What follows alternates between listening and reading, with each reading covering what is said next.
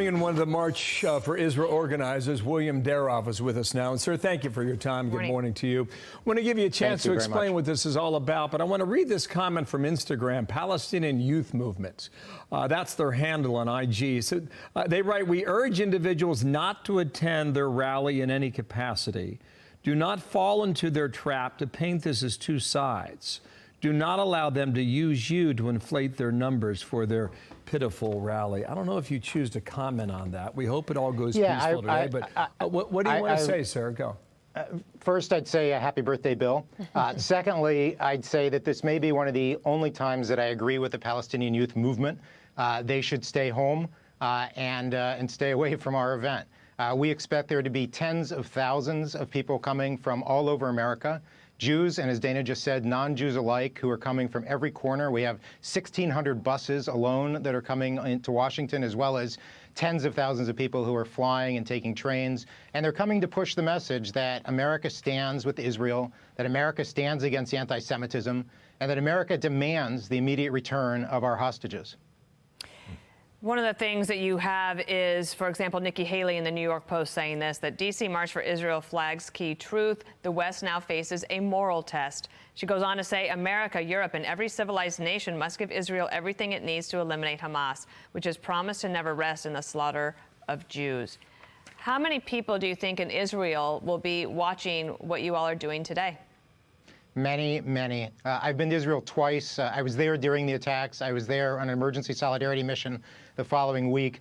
And while we were there to comfort and give hugs to Israelis, the fact that the people of Israel saw that America and American Jews are standing with them gave them great comfort, and it's a hug back to us. So I know that many, many in Israel will be watching, and they will be, I'm sure, comforted by the fact that there will be tens and tens and thousands of Americans, Jews, Christians, and everybody in between who will be marching in support of Israel, who will be marching in support of the freeing of the hostages, and will be marching to push back on this tsunami of anti-Semitism that has erupted in the U.S. and across the world. You know, on that point, it has truly exposed a deep vein in American society, maybe around the world for that matter, as you just pointed out.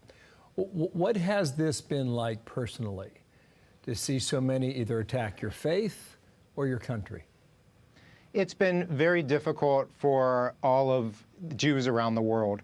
On one hand, our homeland has been attacked, 1,200 Jews murdered by the Hamas terrorist army, hundreds who've been captured, soldiers who are fighting as we speak now in Gaza. That in and of itself tugs at the hearts of American Jewry.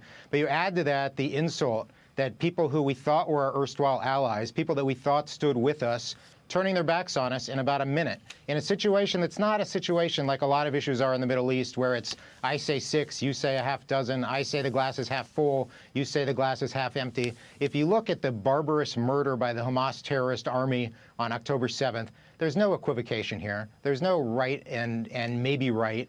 This is clearly a situation where one side is right, one side is wrong, and to have average Americans stand up and be on the wrong side of that is incredibly, incredibly distressing. But we're very taken back and relieved by the fact that America supports us.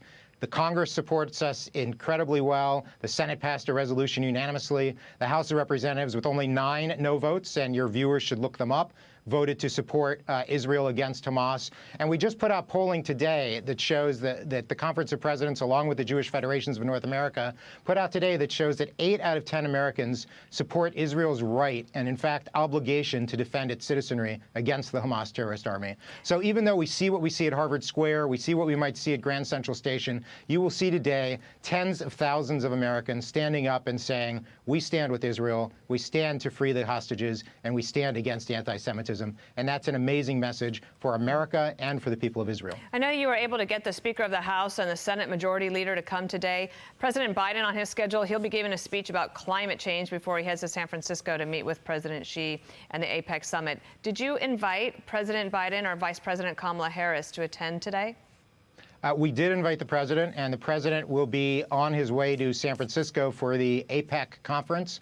And so he was not available. We did push. We tried to get him to come, but the schedule was such with the meeting with President Xi tomorrow and the travel that the White House was not able to bring the president. But we do have Ambassador Deborah Lipstadt, the special envoy for monitoring and combating anti-Semitism, who will be addressing us on behalf of the administration. Sir, thank you for your time. Good luck today. William Daroff. Thank you, one of the organizers. I'm Steve Ducey. I'm Brian Kilmeade. And I'm Ainsley Earhart. And click here to subscribe to the Fox News YouTube page to catch our hottest interviews and most compelling analysis.